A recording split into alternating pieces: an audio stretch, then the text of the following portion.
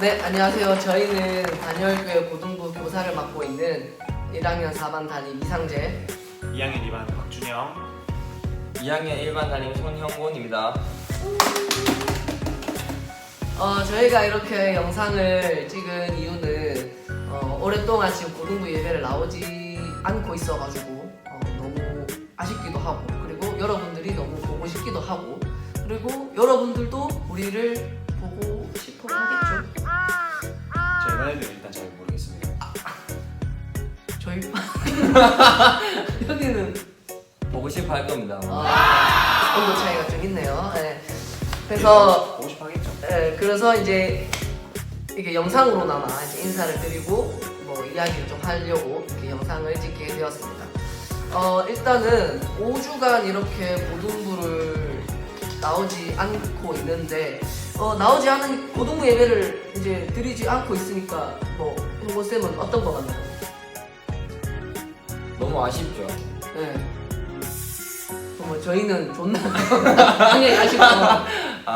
저는 이번 고등부 사역이 올해 첫 고등부 사역이었는데 애들과 친해지려고 할 때쯤 이 일이 터져서 좀 너무 난감하네요. 지금 너무 난감하고 보고 싶고 좀 그렇습니다. 뭐 저 같은 경우에도 이제 저는 1학년을 이번에 이제 처음 맡았는데 처음 보기도 했고, 그리고 이제 본지 이제 한두 달 이렇게 돼서 이제 좀 친해지려고 할 때 이렇게 또 몇 주간 안 보니까 좀 많이 아쉽기도 하고 보고 싶기도 하고 좀 저도 이제 아쉬운 마음이 크죠. 그리고 이제 저도 그렇고 여러분들도 이제 대예배를 드리고 고등부 예배도 영상 예배로 드리지만 그래도 실제로 드리는 거랑 또 이렇게 영상으로 드리는 거랑 또 차이가 있으니까 하루 빨리 좀 이렇게 영상 예배가 아닌 실제 예배로 좀 들었으면 좋겠다라는 생각을 하게 되고요. 준영 쌤은 어떤가요? 저도 뭐 전적으로 동의합니다. 대친가요? 앞에서 말씀 다 해주셔서 손가락 얹기를. 날로 먹는 느낌이네요. 네. 보고 싶습니다.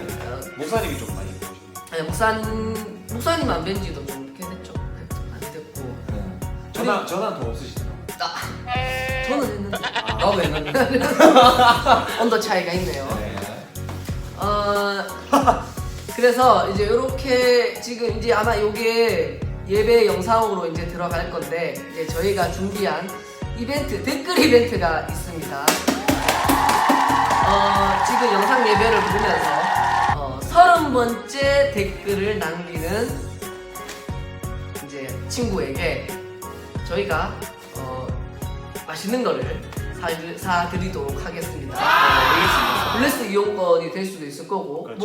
뭐 블레스가 싫다 그러면은 뭐 맥도날드 가가지고 맛있는 거 뭐 사줄 수도 있는 거고, 아무튼 그리고 혼자 먹기 또 그러니까 뭐 친구 이제 한두 명 정도 불러가지고 이렇게 같이 할 수 있도록 제가 할 테니까 예배를 드리고 댓글을 꼭 남겨주시는데 이제 뭐 하고 싶은 말이라던가 간단하게 하고 싶은 말을 적어서 남겨주시면은 될 것 같습니다. 그렇게 될 것 같고요. 이제 마지막으로 이제 하고 싶은 말 간단하게 하고 마무리를 해보도록 할까요? 예. 네, 자 마지막으로. 우리가 이럴 때일수록 더 기대하고 다시 만날 날을 기도하면서 기다리는 우리 고등부 친구들이 됐으면 좋겠습니다. 저 같은 경우에는 이제 아무래도 영상 예배를 드리다 보니까 뭐 개인 경건 생활이라던가 이런 것들이 좀 많이 약해지지 않았을까라는 우려를 하게 됩니다. 뭐 영상 예배를 잘 드리고 있겠지만 기도라던가 뭐 성경 읽는 거라던가 이런 것들도 좀 빠지지 않고 잘 했으면 좋겠고, 다시 예배를 드릴 때까지 건강하게 관리를 해가지고 건강한 모습으로 만났으면 좋겠습니다. 저도 요즘도 조금 코로나가 좀 더 해이해지는 또 그런 시기지 않습니까? 사람들 인식이 이럴 때일수록 좀 더 조심해야 된다 생각하고, 너무 또 밖에 몰래 나다니지 말고 집에서 성경 읽고 말씀 묵상하면서 건강 잘 챙기고 다시 만났으면 좋겠습니다. 근데 소문에 따르면은 아닙니다. 그 반 아이들이 답장을 안 해줘가지고 상당히 맞아, 맞아. 짜증나 있다라고 하는데 저도 들었습니다. 공유를 좀 하면은 답장을 좀 잘 해줬으면 좋겠습니다. 크크크 몇 개 남기고 그냥 사라지고 그러더라고요. 다시. 저희 반은 답장도 잘 안 남기고 하루 뒤에 보내는 그런 애들도 있고 그러는데 공유하거나 이제 뭐 예배 드렸냐라고 이제 카톡을 보내면은 바로바로 빨리빨리 대답을 좀 해줬으면 좋겠습니다. 빨리 하루 뒤에 보내지 말고 지금까지 이렇게 영상을 찍었는데 어떻게 찍었는지도 모르게 이제 이렇게 지나갔는데 지금 몇 번을 찾는지 모르겠습니다. 지금. 이제 망치가 부서졌어요. 부서지려고 해요.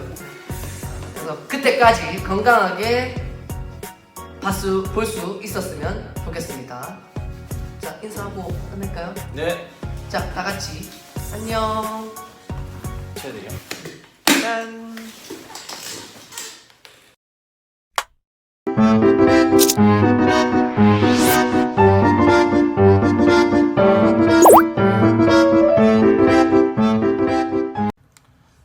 오늘 함께 보실 하나님의 말씀은 마가복음 6장 2절에서 6절까지 말씀입니다. 마가복음 6장 2절에서 6절까지 말씀입니다.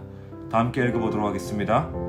안식일이 되어 회당에서 가르치시니 많은 사람이 듣고 놀라 이르되 이 사람이 어디서 이런 것을 얻었느냐? 이 사람이 받은 지혜와 그 손으로 이루어지는 이런 권능이 어찌 됨이냐? 이 사람이 마리아의 아들 목수가 아니냐? 야고보와 요셉과 유다와 시몬의 형제가 아니냐? 그 너희들이 우리와 함께 여기 있지 아니하냐고 예수를 배척한지라. 예수께서 그들에게 이르시되 선지자가 자기 고향과 자기 친척과 자기 집 외에서는 존경을 받지 못함이 없느니라 하시며 거기서는 아무 권능도 행하실 수 없어 다만 소수의 병자에게 안수하여 고치실 뿐이었고 그들이 믿지 않음을 이상히 여기셨더라. 아멘. 사랑하는 친구들, 한 주간 과제하느라 수고 많았습니다. 목사님 이번 주에 쭉 친구들과 통화하면서 거의 대부분의 친구들이 학교마다 조금씩 과제의 양과 그리고 또 제출하는 방식들은 달랐지만 어찌됐든 과제들이 다 있었습니다. 성실하게 해나가고 있는 친구들은 극히 소수였고 대부분 많은 친구들은 이 과제가 쌓여가고 있었습니다.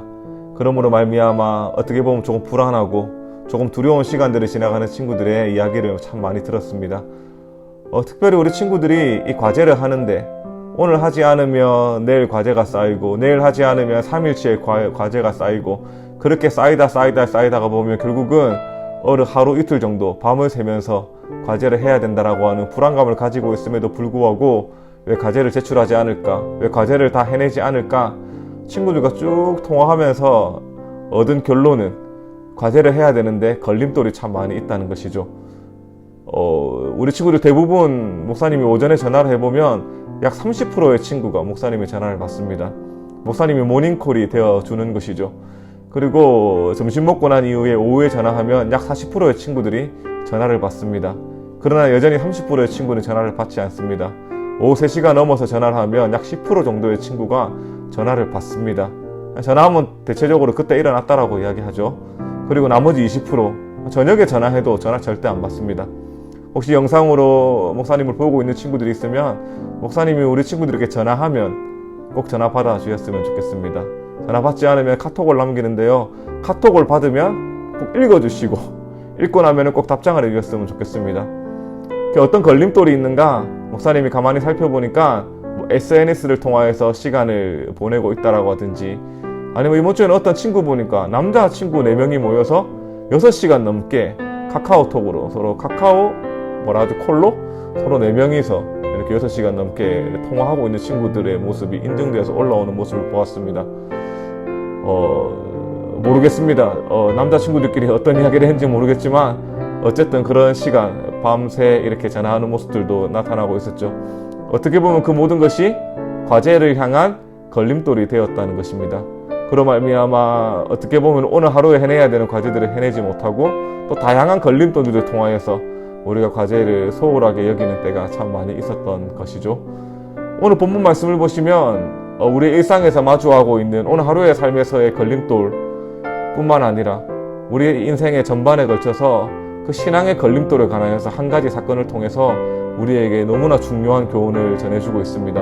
오늘 본문 말씀을 보시면 저번 주일날 마가복음 6장 1절 말씀 예수님께서 그곳을 떠나서 무리들이 있는 곳을 떠나서 어디로 갔습니까? 고향으로 가셨습니다. 그리고 제자들이 그 예수님을 따라갔다라고 이야기했죠. 고향 땅에 들어갔습니다. 6장 2절 말씀을 보니까 예수님께서 회당에서 그 고향 마을에 있는 많은 사람들에게 하나님의 나라의 복음을 가르쳤습니다. 거기 있는 많은 무리들이, 고향에 있는 많은 사람들이 예수 그리스도께서 증거하시는 하나님의 나라의 복음의 말씀을 듣고 그 말씀을 들었을 때 그들이 크게 놀랬다라고 이야기합니다. 그 예수님의 지혜와 그 예수님의 손으로 행해지는 그 기적과 이적들이 도대체 어디로부터 왔느냐라고 하면서 서로 너무나 당혹해하고 당황해하는 모습을 2절 말씀이 우리에게 보여줍니다. 그리고는 3절 말씀을 보시면은 그들의 놀라고 그들의 당혹함이 왜 그렇는지에 관한 이유에 대해서 이야기하고 있는데요. 3절 말씀 보시면은 예수님을 향하여서 그 고향의 사람들은 두 가지 인식을 하고 있습니다. 첫 번째 인식은 무엇이냐? 마리아의 아들이라고 소개하고 있습니다. 당시 유대인들의 그 풍습에 의하면 유대인들이 평소 그 아들에 관하여서 소개할 때에 어떤 아버지의 아들이라고 이야기하지 어떤 어머니의 아들이라고 하는 표현은 사용하지 않았습니다. 어떤 것을 의미하고 있냐고 하면 예수님에 관하여서 요셉의 아들이라고 이야기하고 있는 것이 아니라 마리아의 아들, 그 시대에 어떻게 보면은 불러야 되지 않을 이야기들, 어떻게 보면 예수님에게 굉장히 모욕적인 이야기로 예수님을 부르고 있는 것입니다. 예수님을 마리아의 아들이라고 소개할 뿐만, 인식하고 있을 뿐만 아니라 두 번째는 무엇을 하고 이야기하고 있냐? 목수다라고 이야기하는 거예요.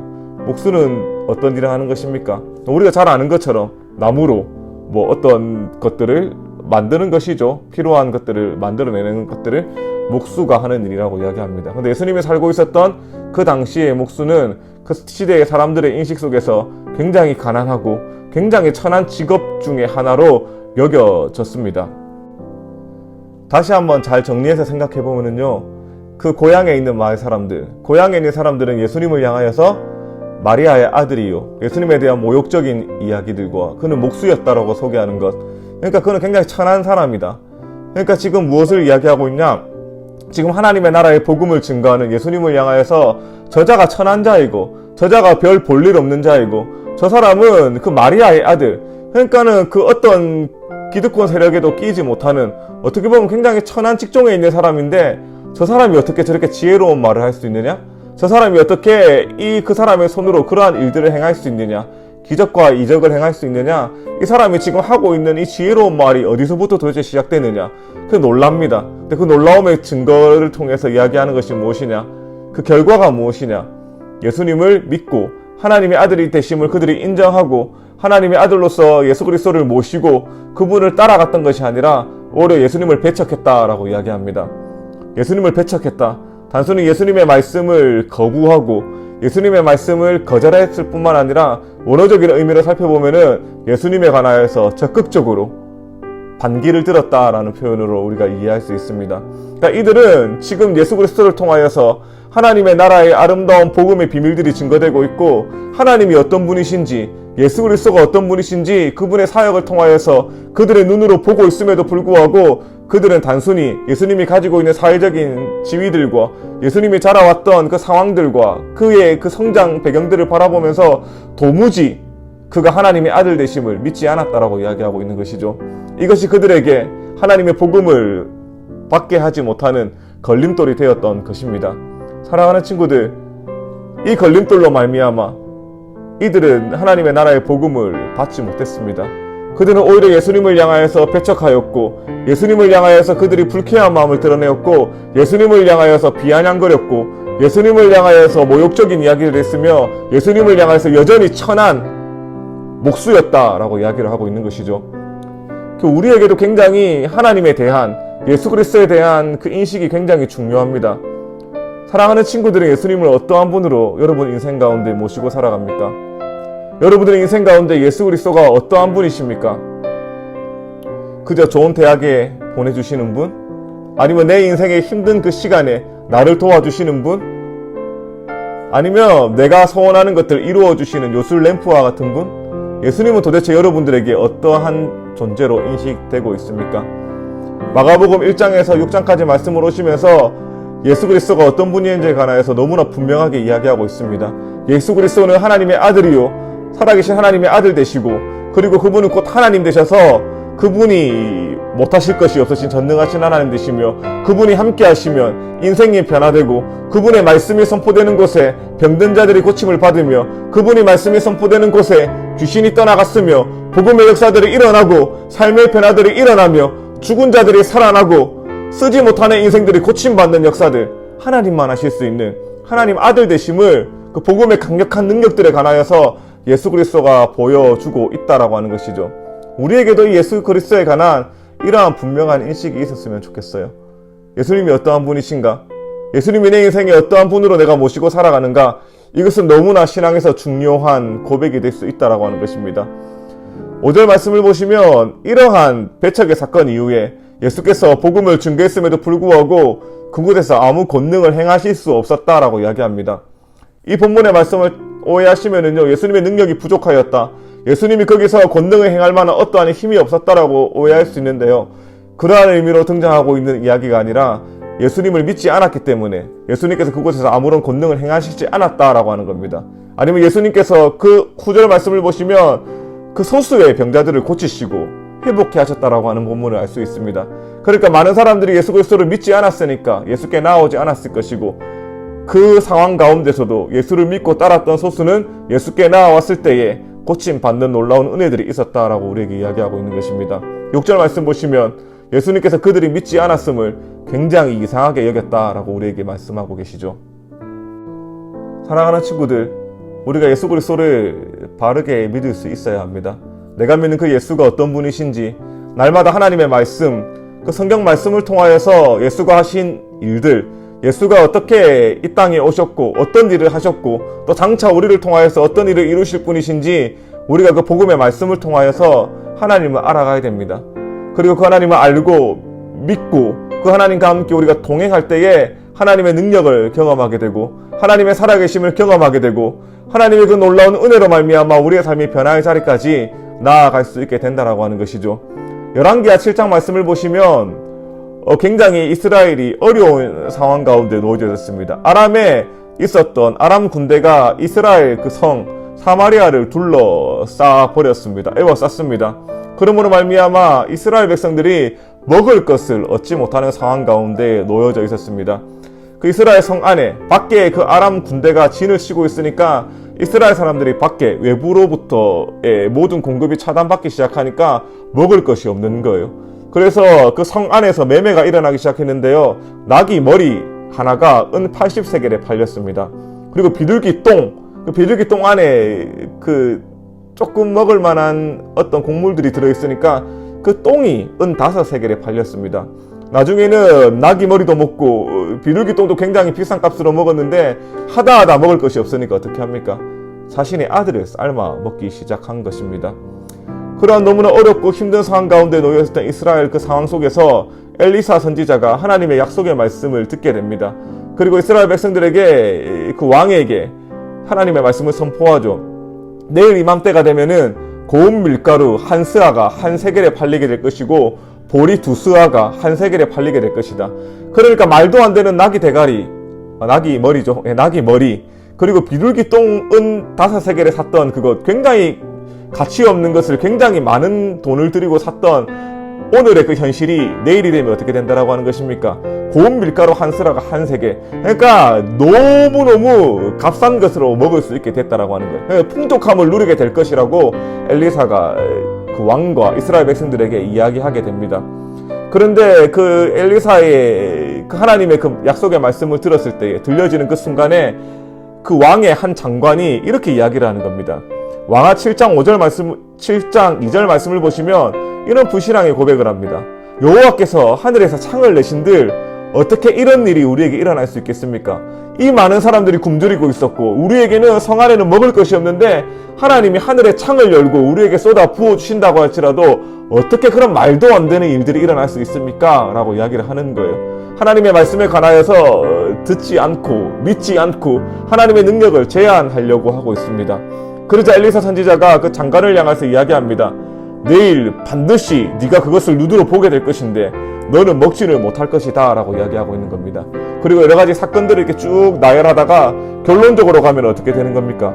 하나님의 말씀대로 되어지는 것을 볼 수 있습니다. 고운 밀가루가 보리가 한 세겔에 이렇게 거래되는 역사들이 일어납니다. 뿐만 아니라 그 장관이 성문이 열려지면서 모든 백성들이 아람 군대가 놓고 갔던 그 풍성한 그 물건들과 먹을 것과 그 많은 보석들을 가져가기 위하여서 성 밖으로 뛰쳐나갈 때에 이 장관이 뭐 하는 겁니까?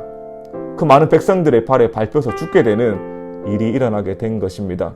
믿지 않은 자에게 하나님이 그 인생 가운데 회복을 명령하시고 하나님이 그 인생 가운데에 역사하시겠다라고 약속하셨는데 그 약속의 말씀을 믿지 아니하고 하나님이 아무리 그래도 어떻게 이런 일을 할 수 있겠어? 라고 이야기하면 하나님께서도 그 인생 가운데는 역사하지 않으신다라고 하는 겁니다. 하나님이 전능하지 않으셔서 하나님이 살아계시지 않으셔서 하나님의 제한이 있으신 분이시기 때문에 그것들을 해내지 못한다라고 하는 것이 아니라 하나님은 우리에게 은혜 주시기를 원하시고 하나님 우리 인생 가운데에 하늘의 창을 여시고 우리 인생 가운데 필요한 모든 것을 공급해 주시고 하나님은 살아계신 하나님, 전능하신 하나님, 무한하신 하나님이시기 때문에 우리 인생 가운데에 못할 것이 없은 하나님이신데 우리가 그 하나님에 관하여서 우리가 가지고 있는 그 선입견으로 우리가 가지고 있는 그 어떠함으로 그 걸림돌로 말미암아 하나님의 말씀을 듣지 아니하고 그 말씀을 놀랍게 여기면서 말미암아 우리가 하나님의 말씀을 배척하고 가볍게 여기면은 우리 인생 가운데는 하나님의 역사들의 은혜들이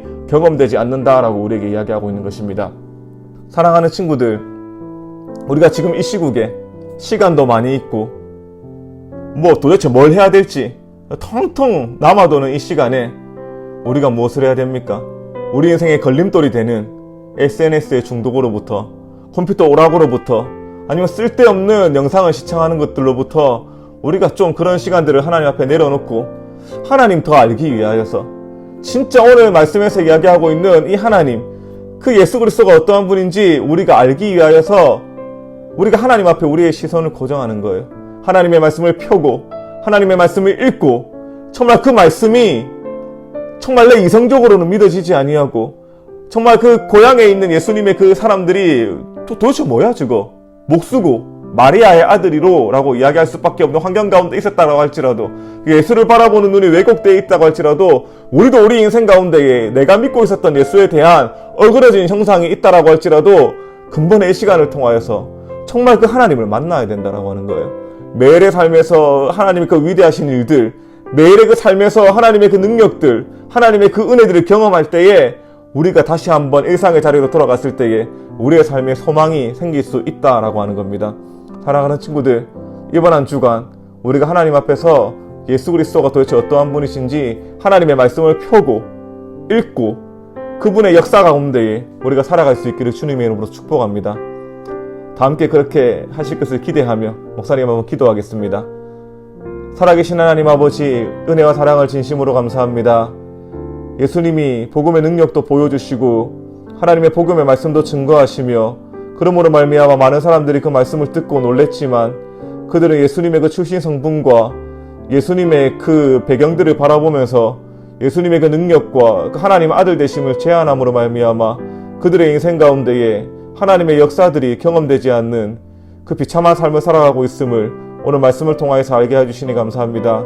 특별히 왕하 7장 말씀을 통하여서 한 장관이 여호와께서 하늘의 문을 여시고 부어주신들, 하나님께서 하늘에서 창을 내신들, 이런 일들이 어떻게 일어날 수 있겠느냐, 하나님의 말씀 앞에 불신앙적인 반응으로 살아갔을 때에 정말 그 불신앙대로 하나님의 말씀 앞에서 수많은 사람들이 기적을 경험하고 수많은 사람들이 하나님의 말씀대로 되어지는 것을 경험할 때에 그는 두 눈을 뜨고 보고 있지만 먹지 못하고 누리지 못해서 그 성문 앞에서 밟혀 죽었던 비참함의 헬바를 우리가 다시 한번 배우게 해주시니 감사합니다. 사랑하는 친구들이 이번 한 주간, 아니 평생 살아가는 인생 가운데에 하나님이 내 인생의 주인 되시고 하나님은 전능하신 분이시며 그분의 말씀대로 이끄시며 말씀대로 주님께서 인도하시는 분이심을 다시 한번 바라보며 믿음으로 그 길들을 묵묵히 걸어가게 하시며 특별히 이번 한 주간 말씀을 펴서 읽으며 하나님의 하나님 되심을 다시 한번 바라보며 묵상함으로 말미암아 내 삶에 잃어버렸던 믿음의 그 열정들이 다시 한번 회복되어질 수 있는 귀한 은혜의 시간 되게 하여 주시옵소서. 그렇게 하실 주님을 믿고 감사드리며 살아계신 예수 그리스도의 이름으로 기도드립니다. 아멘.